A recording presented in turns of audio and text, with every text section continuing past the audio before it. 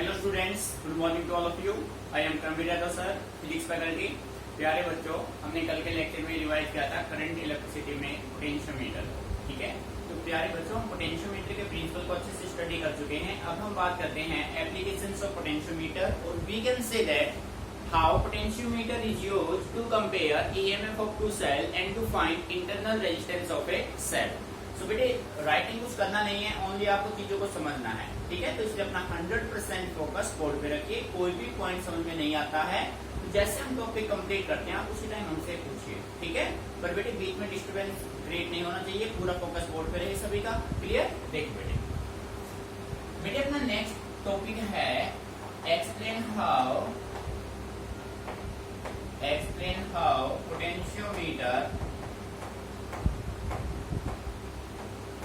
potentiometer is used to compare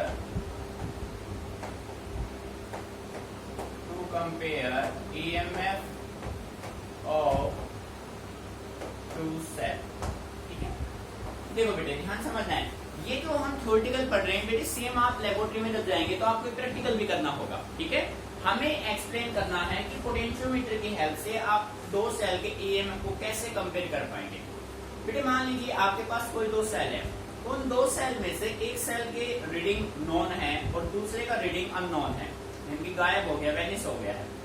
अब हमें second का रीडिंग फाइंड आउट करना है कि भाई दूसरा जो सेल अपने पास है वो कितने वोल्ट का है। ठीक है, तो बेटे उस सेल का ईएमएफ फाइंड आउट करने के लिए हमने किसकी हेल्प ली?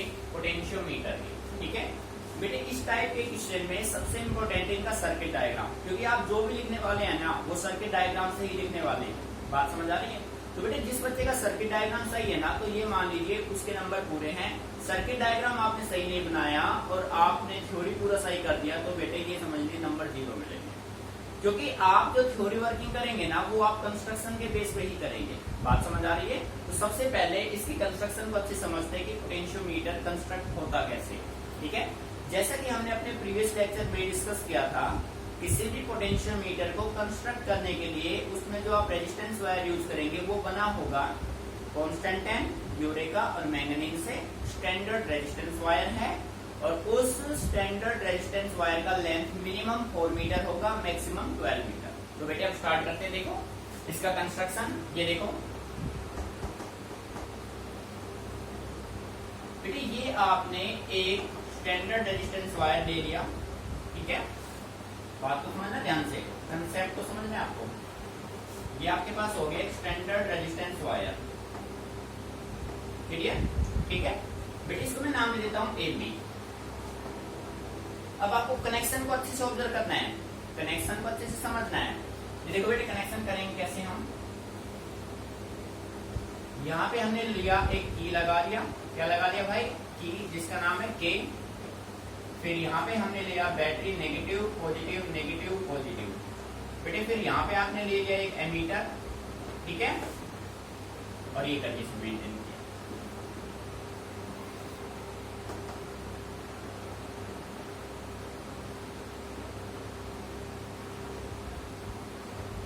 ये देखो भाई बेटे, ये आपने लगा दिया रियोस्टेट। क्या लगा दिया? रियोस्टेट। क्यों लगाया रियोस्टेट? क्योंकि आपने प्रिंसिपल में स्टडी किया था कि V प्रोपोर्शनल L कब होगा? जब करंट सर्किट का क्या होगा? कांस्टेंट। ठीक है, तो रियोस्टेट लगा दिया। एमीटर, ये अपने पास हो गया बैटरी, पॉजिटिव, सॉरी ये गलत कनेक्शन है, नेगेटिव पॉजिटिव नेगेटिव पॉजिटिव। ठीक है बेटे, बैटरी का ये नेगेटिव टर्मिनल, ये पॉजिटिव, एमीटर हमेशा पॉजिटिव से कनेक्ट होगा। ठीक है, अब देखो आपका दो भाग कंप्लीट हो गया। ये के आपके पास है, की हो गया, बैटरी लगा दिया, एमीटर, रियोस्टेट लगा दिया।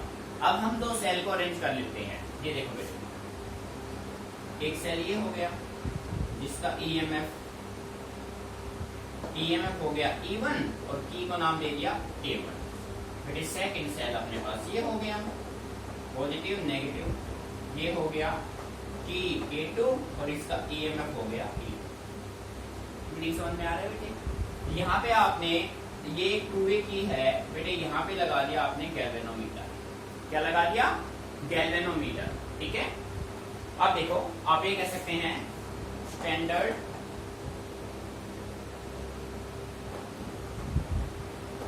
Resistance wire made of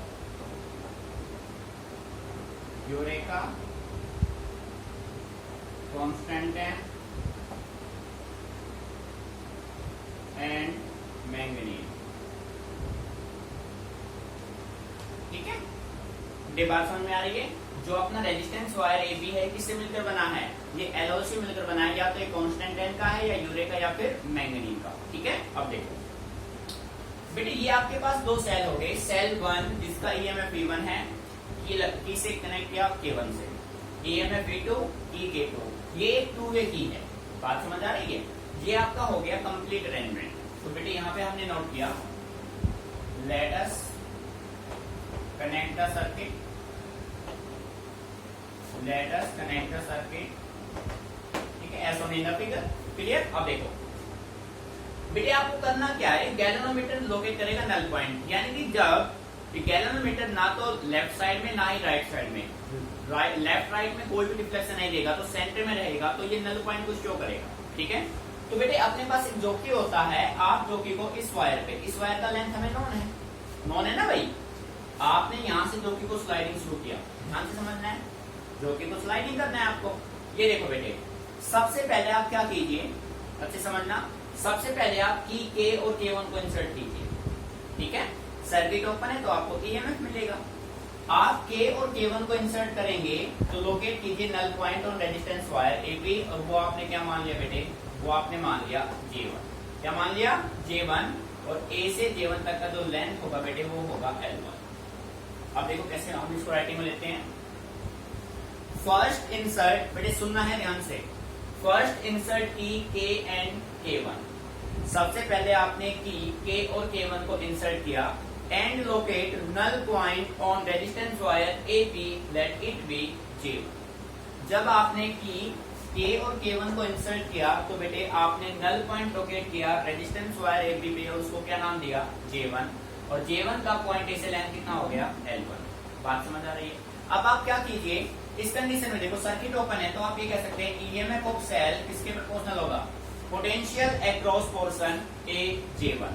AJ1 के अक्रॉस जो पोटेंशियल होगा बेटे वो क्या होगा, L1। ठीक है, तो इसको मैं ऐसे लिख सकता हूँ A1 equal to K L1, equation हो गया फर्स्ट। मीनिंग समझ में आ गया कि हमने कोई कांस्टेंट यहाँ पे यूज कर लिया। क्लियर है बेटे। अब करना क्या है, देखो भाई सुनना है ध्यान से, हम एक एक लाइन को अब यहाँ पे राइट नहीं कर सकते, टाइम ज्यादा लगेगा, फिर रिवीजन में हम अन्य चीजों को समझेंगे। ठीक है, देखो अब हमने क्या किया, हमने इस की K1 को रिमूव कर दिया, K1 को क्या कर दिया, रिमूव कर दिया। अब हमने की K2 और K का यूज किया। नाउ रिमूव की K1 and insert key K and K2। बेटे जब आप की K और K2 को इंसर्ट करेंगे, ये galvanometer again null point locate करेगा, और डियर स्टूडेंट को आपने क्या मान लिया, J2। क्या हो गया, J2, और यहाँ से यहाँ तक का लेंथ कितना हो गया, L2। मीनिंग आ रहा है समझ में बेटे। सर्किट फिर आपका ओपन है, जो बेटे सर्किट ओपन होगा तो आपको क्या मिलेगा, ईएमएफ। सो अब मैं कह सकता हूँ E2 प्रोपोर्शनल L2, और बेटे आप कह सकते हैं E2 equal to KL2, this is your second equation. Meaning आ रहा है समझ में। ठीक है बेटे, मैंने क्या किया, सबसे पहले मैंने की K और K1 को इंसर्ट किया। जब मैं की K और K1 को इंसर्ट करता हूँ, लोकेट करता हूँ मैं नल पॉइंट और resistance wire AB, let it be J1। तो E प्रोपोर्शनल होगा L के, तो E1 हो जाएगा L1 के। ठीक है, अब आपने क्या किया, अब आपने K1 को रिमूव किया, किसको इंसर्ट किया, K2 को, K और K2 को। तो बेटे अगेन नल पॉइंट आपने लोकेट किया रेजिस्टेंस वायर AB पे, और वो क्या हो गया, J2 हो गया। बात समझ आ रही है। ठीक है, तो अपने पास फिर क्या होगा, E2 इक्वल टू KL2। अब आप क्या कीजिए, इक्वेशन फर्स्ट को डिवाइड कर दीजिए सेकंड से। Now divide equation first by second, we get. तो बेटे अपने पास क्या आएगा, E1 by E2 is equal to L1 by L2। अब डियर स्टूडेंट आप ये देखिए, आपके पास L1 और L2 की वैल्यू नॉन है या नहीं है, बेटे हम कहेंगे है। क्यों भाई, आपने रेजिस्टेंस वायर की मान लो 4 मीटर लिया है, तो यहाँ से आप मेजरमेंट कर रहे हैं, तो आपको अच्छे से क्लियर है कि आपकी लेंथ कितनी आ रही है। भाई यहाँ से यहाँ का लेंथ क्या है, यहाँ से यहाँ तक का लेंथ क्या है, L1 L2 आपको गिवन है, इन दोनों का रेशियो निकल जाएगा। अब दो सेल में से एक सेल की वैल्यू आपको गिवन थी, एक सेल की वैल्यू गिवन है, रेशियो को उससे मल्टीप्लाई करो, सेकंड की वैल्यू हो जाएगी। बेटे आ रहा है नहीं समझ में? सो इस तरीके से आप किसी पोटेंशियोमीटर की हेल्प से दो सेल के ईएमएफ को क्या कर सकते हैं, कंपेयर कर सकते हैं। ठीक है, तो बेटे एक बार अच्छे से इसको ऑब्जर्व कर लीजिए, फिर इसका सेकंड केस करते हैं। ठीक है, लिखना नहीं है, समझना है बस।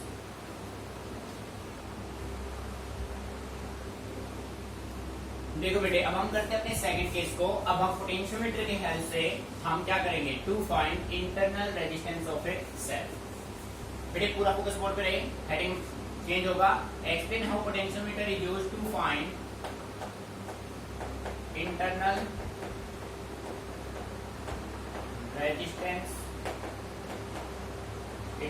Resistance of a cell.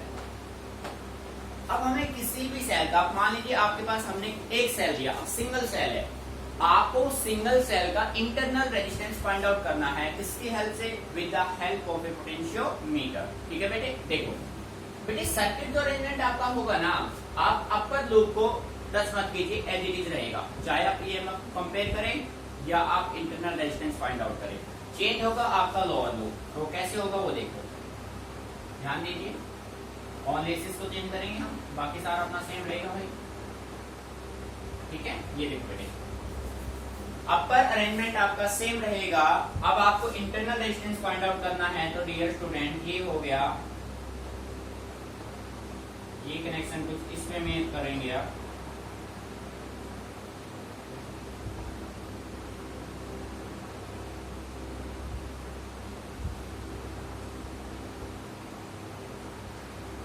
बेटे ये आपने लगा दिया रेजिस्टेंस बॉक्स। एक्सटर्नल रेजिस्टेंस की वैल्यू आपके पास हमेशा नॉन होगी। ये रेजिस्टेंस बॉक्स में जो भी रेजिस्टेंस आप यूज करेंगे वो आपको क्लियर होगा, पता होगा आपको। ठीक है, यहाँ पे आपने की लगा दिया, जिसको मैं नाम दे देता हूँ K1। ये अपने पास ईएमएफ है, ये सेल है जिसका ईएमएफ कितना है, E है। ठीक है, तो बेटे यहाँ पे आपने ले लिया एक गैल्वेनोमीटर। मीनिंग आ रहा है समझ में? बेटे सबसे पहले आप सर्किट को अच्छे से ऑब्जर्व कर लीजिए, मेन है वो सर्किट ही आपका। ठीक है, अब देखो भाई बेटे आपको करना क्या है, प्रैक्टिकली आप कर रहे हैं, मन से कुछ हमें करना नहीं है। आप ये देखो, इस लूप में ये सर्किट है ओपन, तो जब आप K को इंसर्ट करेंगे तो आपको क्या मिलेगा, ओपन सर्किट में हमेशा ईएमएफ मिलेगा, क्लोज सर्किट में हमेशा टीपीडी मिलेगा। तो बेटे जब आप K को इंसर्ट करेंगे तो आपको ईएमएफ मिलेगा, जब आप K डैश को इंसर्ट करेंगे, K डैश या K1 नाम दे देता हूँ, K1 दे देता हूँ, जब आप K1 को इंसर्ट करेंगे तो आपको क्या मिलेगा, टीपीडी मिलेगा। मीनिंग आ रहा है समझ में? अच्छे से ऑब्जर्व करना बेटे। तो सबसे पहले मैंने यहाँ पे राइट किया, let us connect the circuit as shown in the figure. ठीक है, तो बेटे सबसे पहले मैंने इंसर्ट किया की K। सुनना है बेटे ध्यान से, carefully. First insert key K and locate null point on resistance wire AB, let it be J1। बेटे क्या मान लिया मैंने उसको, J1। यहाँ से यहाँ तक का जो लेंथ होगा वो बेटे कितना होगा, L1। आ रहा है मीनिंग समझ में? अब बेटे सर्किट अपना ओपन है, तो आप ये कह सकते हैं ईएमएफ ऑफ सेल जो होगा वो प्रोपोर्शनल किसके होगा बेटे, L1 के। सो E किसके बराबर होगा, KL1। This is your first equation. बेटे जब आपने K को इंसर्ट किया, अब एक साथ दोनों को इंसर्ट नहीं कर सकते, 1 by 1 करेंगे। ओपन सर्किट में दोनों को कर सकते हैं, बट क्लोज में 1 by 1। ठीक है, इसको आपने इंसर्ट किया, K को इंसर्ट किया तो आपको मिला ईएमएफ। ठीक है, अब हमने क्या किया, ध्यान से समझना। अब हमने K को रिमूव किया, K को रिमूव कर देंगे, और बेटे इंसर्ट किसको करेंगे, K1 को। Now remove K and insert K1 and locate null point on resistance wire AB and let it be J2। It be J2। तो बेटे लेंथ कितना होगा, L2। अब कोई बच्चा ये कहे, बेटे समझना ध्यान से, कोई बच्चा ये कहे सर कि J2 इधर क्यों आ गया। बेटे ये हमारी मर्जी से नहीं आया है, हम लेबोरेटरी में हमारे सामने ये एक्सपेरिमेंटल अरेंजमेंट रखा हुआ है, प्रैक्टिस पूरा अपने सामने है। जब हमने एक्सपेरिमेंट किया तो हमने पाया कि J2 का लोकेशन जो है ना वो इस साइड आएगा, J1 के लेफ्ट साइड। बात समझ आ रही? मैंने अपनी मर्जी से नहीं रखा बेटे, मैंने जब एक्सपेरिमेंट किया तो मैंने पाया कि J2 अपने पास डिफ्लेक्शन, यानी जब आप K1 को इंसर्ट करेंगे ना तो आपका नल पॉइंट J1 के लेफ्ट साइड में लोकेट होगा। ठीक है, अपनी मर्जी से नहीं रखना भाई, यहाँ वहां कहीं भी नहीं रख सकते।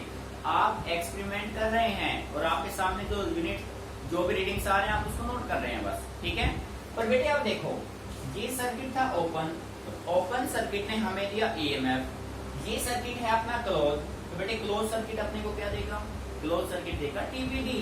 तो डियर स्टूडेंट मैं कह सकता हूँ V इसके प्रोपोर्शनल होगा L2 के, और बेटे मैं कह सकता हूँ V इसके इक्वल। आ रहा है मीनिंग समझ में, ठीक है। अब करना क्या है, डिवाइड कर दीजिए भाई, divide equation first by second, V get. देखो बेटे फर्स्ट को सेकंड से डिवाइड करेंगे तो E बाई V किसके इक्वल होगा, L1 बाय L। देखो बेटे पूरा फोकस रहेगा बेटे, हमें फाइंड आउट क्या करना था, इंटरनल रेजिस्टेंस। क्या इंटरनल रेजिस्टेंस फाइंड आउट हुआ, नहीं हुआ, नहीं हुआ ना भाई। तो अब क्या करो, आपने एक टॉपिक सोल्व किया था इंटरनल रेजिस्टेंस का, वहां से कुछ रिजल्ट्स अपने पास बने थे, तो मैं ये कह सकता हूं as we know that R is equal to E by V minus 1 into में R। बेटे जब आपने इंटरनल रेजिस्टेंस का टॉपिक सोल्व किया था तो आपका आंसर आया था E by V minus 1 into में क्या आया था, R आया था। बात समझ आ रही है। तो बेटे यहाँ पे E अपॉन V की वैल्यू रख दीजिए, so R is equal to L1 by L2 minus 1 into R, ठीक है। तो बेटे आवाज आउट डायग्राम पे देखो, क्या आपके पास L1 L2 की वैल्यू नॉन है, हम कहेंगे डेफिनेटली यस, नॉन है भाई। क्या आपके पास एक्सटर्नल रेजिस्टेंस R की वैल्यू नॉन है, बेटे डेफिनेटली यस है भाई हमारे पास नॉन। तो बेटे जब आपके पास L1 L2 गिवन है, R गिवन है, तो इंटरनल रेजिस्टेंस फाइंड आउट हो जाएगा। Meaning clear. तो आप कह सकते हैं this is the value of internal resistance formula, ठीक है।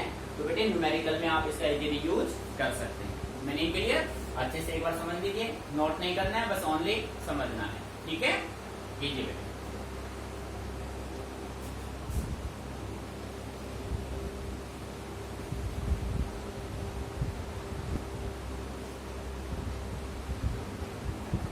बेटे पोटेंशियोमीटर की अपने तीनों केस क्लियर, पोटेंशियोमीटर क्या होता है, उसका प्रिंसिपल क्या है, कंस्ट्रक्शन, पोटेंशियोमीटर के दोनों एप्लीकेशन, काफी इंपोर्टेंट टॉपिक है, अच्छे से इसको करना है। बेटे अब हम बात करते हैं किरचॉफ्स लॉ की, ठीक है। अच्छे समझना, इंपोर्टेंट कंसेप्ट है, न्यूमेरिकल इस पे बनते हैं, ठीक है।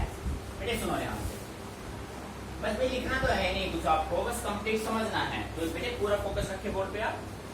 बेटे वोल्टेज और करंट को सोल्व करने के लिए, वोल्टेज और करंट को सोल्व करने के लिए किरचॉफ्स ने 1942 में दो लॉ दिए, दो लॉ बनाए। एक लॉ बनाया वोल्टेज के लिए, एक लॉ बनाया करंट के लिए, ठीक है। तो सबसे पहले मैं बात करता हूं किरचॉफ्स फर्स्ट लॉ। बेटे इसी का दूसरा नाम है किरचॉफ्स करंट लॉ, और बेटे इसी का थर्ड नेम है किरचॉफ्स जंक्शन रूल, ठीक है। बेटे नाम ध्यान रखना है, एग्जाम में कोई एक नाम से आएगा ये, ठीक है। अच्छे से समझना है कंसेप्ट को। Kirchhoff first law, Kirchhoff's current law and Kirchhoff's junction rule, बेटे तीनों का मीनिंग सेम है, ठीक है। अब देखो भाई किरचॉफ से कहता है, ध्यान से समझिए, the algebraic sum of current, the algebraic sum of current meeting at a point और जंक्शन इज ऑलवेज जीरो। बेटे आया नहीं समझ में। अब देखो प्रैक्टिकली समझते हैं। किरचॉफ से कहता है कि मान लीजिए कि आपके पास ये कोई पॉइंट या जंक्शन है, कोई एक पॉइंट और क्या है भाई, जंक्शन, ठीक है, क्लियर।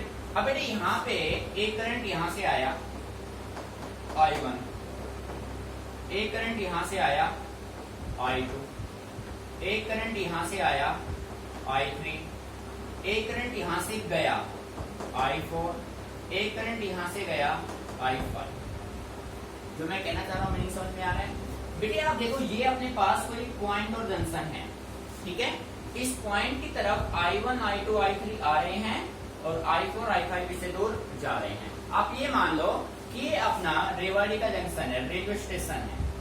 इस रेलवे स्टेशन पे, रेलवे जंक्शन पे ये 3 ट्रेनें आ रही हैं रेवाड़ी की तरफ, और ये 2 ट्रेनें जा रही हैं रेवाड़ी से। ये रेवाड़ी आ रही हैं और ये रेवाड़ी से जा रही हैं। मीनिंग समझ में आ रहा है, ठीक है। तो बेटे सिंपल वे में मैं ये कह सकता हूं, किरचॉफ ने ये कहा जो इन सभी का अलजेब्रिक सम होगा, the algebraic sum of current meeting at a point और जंक्शन इज ऑलवेज जीरो, ठीक है। यानी कि समेशन डेल आई आई बेटे किसके बराबर होगा, 0 के बराबर। टोटल जो एल्जेब्रिक सम करंट का होगा वो किसके बराबर होगा, 0। बेटे दूसरा जो मोस्ट इंपोर्टेंट फैक्ट इसके बारे में है वो ये है, जो कई बार एमसीक्यू में आपसे पूछा जाएगा, this law is based on, this law is based on law of conservation of charge, ठीक है, law of conservation of charge. बेटे सबसे इंपोर्टेंट कंसेप्ट है, एमसीक्यू में कई बार पूछा जा चुका है। किरचॉफ्स का जो फर्स्ट लॉ है, करंट लॉ है, जंक्शन रूल है, वो किस पे बेस्ड होता है, law of conservation of charge पे, ठीक है। दूसरा बेटे प्रैक्टिकली आप इसका यूज लेंगे तो इसके कुछ साइन कन्वेंशन है, भाई कब करंट की वैल्यू पॉजिटिव ली जाएगी, कब नेगेटिव ली जाएगी, उसके बारे में डिस्कस करते हैं। तो बेटे वो टॉपिक आपका बनता है साइन कन्वेंशन। अच्छे समझना है भाई, फिर न्यूमेरिकल में यूज होगा इसका। बेटे साइन कन्वेंशन में मैं सिंपल वे में कह सकता हूं, जो करंट इस सर्किट में एंट्री करेगा मींस जो करंट इस सर्किट की तरफ आएगा, जो ट्रेन रेवाड़ी की तरफ आ रही है, उन सब की वैल्यू पॉजिटिव। जो करंट इस सर्किट को लीव करेगा, जो ट्रेन रेवाड़ी से दूर जा रही है, उसकी वैल्यू नेगेटिव। मीनिंग आ रहा है समझ में? तो मैं कह सकता हूं जो करंट सर्किट में एंटर करेगा उसकी वैल्यू पॉजिटिव, ठीक है, सर्किट में एंटर, और जो सर्किट से क्या करेगा, लीव करेगा, जो सर्किट को छोड़ के जाएगा। सर्किट में एंटर करने वाला पॉजिटिव, सर्किट को लीव करने वाला नेगेटिव। बात समझ आ रही है? तो बेटे इसके बेस पे देखो, सर्किट में एंटर कौन कौन कर रहे हैं, I1, I2, I3 तीनों एंटर कर रहे हैं।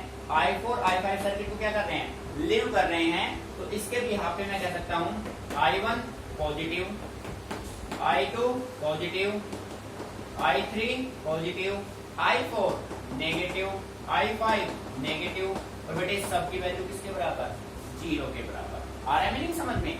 सो डियर स्टूडेंट मैं कह सकता हूं I1 plus I2 plus I3 बेटे किसके बराबर, I4 plus I5। This is your required result, ठीक है बेटे। अच्छे से समझ लीजिए, प्रैक्टिकली मोस्ट इंपोर्टेंट फैक्ट है इसका, इसमें बेस्ड होता है कंजर्वेशन ऑफ चार्ज पे, ठीक है। अच्छे से ऑब्जर्व कीजिए, कोई भी पॉइंट समझ में नहीं आ रहे तो आप मेरे से डिस्कस कीजिए, बिल्कुल मेथड से करना है, समझ के करना है, क्योंकि न्यूमेरिकल में आप इसको इंप्लीमेंट करेंगे। एक बार इसको अच्छे से देख लो, उसके बाद करते हैं सेकंड लो।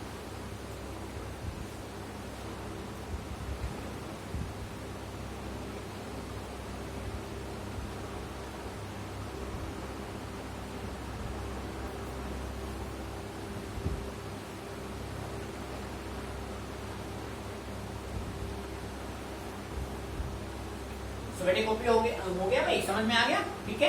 तो बेटे आप करते हैं किरचॉफ का सेकंड लॉ, क्लियर? बोर्ड पे ध्यान दीजिए।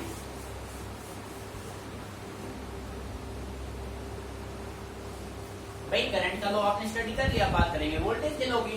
तो आप ये कह सकते हैं सेकंड का आपका टॉपिक बनेगा Kirchhoff's voltage law. Second name इसका किरचॉफ सेकंड लॉ। बेटे इसका भी थर्ड नेम और किरचॉफ्स लूप लॉ, इसके भी 3 नेम है, ठीक है बेटे। वहां पे एल्जेब्रिक सम ऑफ करंट 0 था, तो यहाँ पे algebraic sum change in potential का 0 होगा, ठीक है। तो स्टेटमेंट ध्यान से सुनिए, according to Kirchhoff's voltage law the algebraic sum of change in potential around any close circuit is equal to 0। बेटे बात समझ आ रही है? जो एल्जेब्रिक सम होगा किसका, चेंज इन पोटेंशियल का अराउंड एनी क्लोज सर्किट, बेटे वो किसके बराबर होगा, 0 के बराबर होगा। तो आप ऐसे कह सकते हैं del V I is equal to 0 summation, ठीक है। मीनिंग आ रहा है समझ में? Change in potential around any close circuit is equal to 0, clear. Similar way में बेटे ये जो लॉ है ना, this law is based on law of conservation of energy। बेटे जो किरचॉफ्स का सेकंड लॉ है वो किस पे बेस्ड होगा, कंजर्वेशन ऑफ एनर्जी पे। अच्छे से माइंड में रख लेना है भाई, मोस्ट इंपोर्टेंट है, ठीक है बेटे। किरचॉफ्स का जो सेकंड लॉ है वो एनर्जी पे बेस्ड होता है, जो फर्स्ट लॉ है वो चार्ज पे बेस्ड होता है। एमसीक्यू में क्वेश्चन कई बार आ चुका है, ठीक है। अब देखो, अब हम बात करते हैं साइन कन्वेंशन की। इसमें भी साइन कन्वेंशन होंगे बेटे, ये देखो sign convention. Point number 1, increase in potential. Increase in potential बेटे, पोटेंशियल कब इंक्रीज होगा? जब आप नेगेटिव से कहां जाएंगे? पॉजिटिव। देखो भाई प्रैक्टिकल है ये तो, ये अपने पास नेगेटिव एक्स है, ये पॉजिटिव एक्स है, ये है ओरिजिन। जब आप नेगेटिव से पॉजिटिव में जाएंगे तो वैल्यू क्या होगी? इंक्रीज होगी, हाँ या ना? जब आप पॉजिटिव से नेगेटिव में आएंगे तो वैल्यू क्या होगी? डिक्रीज होगी। तो यहाँ पे भी मैं कह सकता हूँ, जब आप नेगेटिव से पॉजिटिव जाएंगे तो पोटेंशियल की वैल्यू क्या होगी? इंक्रीज। जब आप पॉजिटिव से नेगेटिव आएंगे तो पोटेंशियल की वैल्यू क्या होगी? डिक्रीज। ठीक है बेटे। अब देखो, increase in potential while going from negative to positive is taken as positive. Increase in potential, potential कब इंक्रीज होगा? जब आप नेगेटिव से कहां जाएंगे? पॉजिटिव, और उसको क्या ले जाएगा? पॉजिटिव। अब इसका रिवर्स कर दो, decrease in potential while going from positive to negative is taken as negative. बेटे जब पोटेंशियल आपका डिक्रीज होगा, आप पॉजिटिव एक्स से नेगेटिव एक्स में आएंगे तो पोटेंशियल की वैल्यू क्या होगी? डिक्रीज। तो उसको आप क्या लेंगे? नेगेटिव। बेटे साइन कन्वेंशन को अच्छे से समझ लेना, बिल्कुल एक एक पॉइंट को, ठीक है। अब इसी को इम्प्लीमेंट करके आपको दिखाता हूं मैं केवीएल के न्यूमेरिकल आप कैसे सोल्व करेंगे। बेटे इन न्यूमेरिकल्स के लिए मैं आपको एक यूनिवर्सल फॉर्मूला बना के देने वाला हूं। आप चाहे आईआईटी के न्यूमेरिकल सोल्व कर लेना, पीएमटी के कर लेना, बोर्ड एग्जाम किसी के भी कर लेना, वो फॉर्मूला आपका यूनिवर्सल है, ठीक है। ये देखो, न्यूमेरिकल आप सेकंडों में सोल्व करना है केवीएल से रिलेटेड जो भी होगा, ठीक है। ये देखो, आपने इस तरीके से सर्किट मेंटेन किया,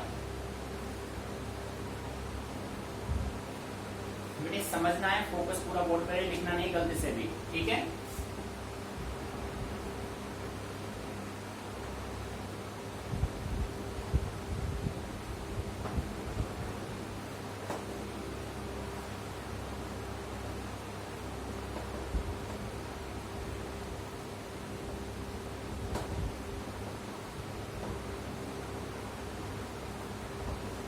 भाई ये हमने एक सर्किट अरेंजमेंट ले लिया, जिसमें मैंने नाम दे दिया ये रेजिस्टेंस R1, ये R2, ये R3। बेटे समझ लेना ध्यान से, नाम दे दिया A, B, C, D, E, F। ये क्लोज सर्किट हो गया। इस क्लोज सर्किट में ये EMF हो गया E1, ये हो गया E2, ठीक है। अब बेटे देखो करंट की डायरेक्शन देते हैं, करंट को फ्लो कराते हैं। भाई करंट हमेशा पॉजिटिव से जाएगा, ठीक है। तो इस आर का करंट मैंने कितना मान लिया? I1। कितना मान लिया? I1। और इस आर का करंट मैंने कितना मान लिया? I2, ठीक है। तो यानी कि इसमें कितना करंट आ रहा है? I2। तो बेटे इसमें कितना करंट जा रहा है? I3। यहां से कितना जा रहा है? I3। सर्किट कंप्लीट हो गया। पॉजिटिव से करंट गया नेगेटिव में, पॉजिटिव से निकला नेगेटिव में, पॉजिटिव से निकला नेगेटिव में। सर्किट आपका कंप्लीट है। अब देखो बेटे आप यूज कैसे करेंगे इसको, समझ लेना भाई, मेन कंसेप्ट यही है आपका। बेटे रटना नहीं है कुछ भी, चीजों को समझना है। ये नेगेटिव पॉजिटिव, पॉजिटिव नेगेटिव। बेटे केवीएल के न्यूमेरिकल सोल्व करने के लिए आपका जो सिंपल कंसेप्ट होगा ना वो ये होगा, आप हमेशा करंट के डायरेक्शन में चलिए, हमेशा करंट के डायरेक्शन में चलो। बैटरी का जो भी सिंबल आया आप वही पुट कर दो, पॉजिटिव है तो पॉजिटिव, नेगेटिव है तो नेगेटिव। बेटे केयरफुली सुनना, अब जो मैं मेथड आपको दे रहा हूं ना बेटे बुक से बिल्कुल डिफरेंट है। बुक में मतलब इतना घुमा फिरा के दे रखा है कि आप कंफ्यूज हो जाएंगे इंक्रीज और डिक्रीज पोटेंशियल में। आप बस अपने माइंड में केवीएल को सोल्व करते टाइम एक बात माइंड में रखना कि आपको हमेशा करंट के डायरेक्शन में चलना है, और बैटरी का जो भी टर्मिनल आए आप उसकी वैल्यू पुट कर दो। बात समझ आ रही है? ठीक है। तो देखो सबसे पहले मैंने सिलेक्ट किया using KVL in close loop. बेटे क्लोज लूप मैं उठा लेता हूं सबसे पहले A B C D, A B मैं करंट के डायरेक्शन में चलना चाहूंगा तो स्टार्ट कर लेता हूं पॉइंट ए से, स्टार्ट एट पॉइंट ए से मैंने स्टार्ट किया। भाई करंट रेजिस्टेंस का रिलेशन करंट से, बेटे आपने यहां से चलना शुरू किया, करंट I3, रेजिस्टेंस R3, तो बेटे आप करंट की डायरेक्शन में जा रहे हैं। बात समझ आ रही है ना? आप सिंपल याद रखना, करंट के डायरेक्शन में चलना है आपको।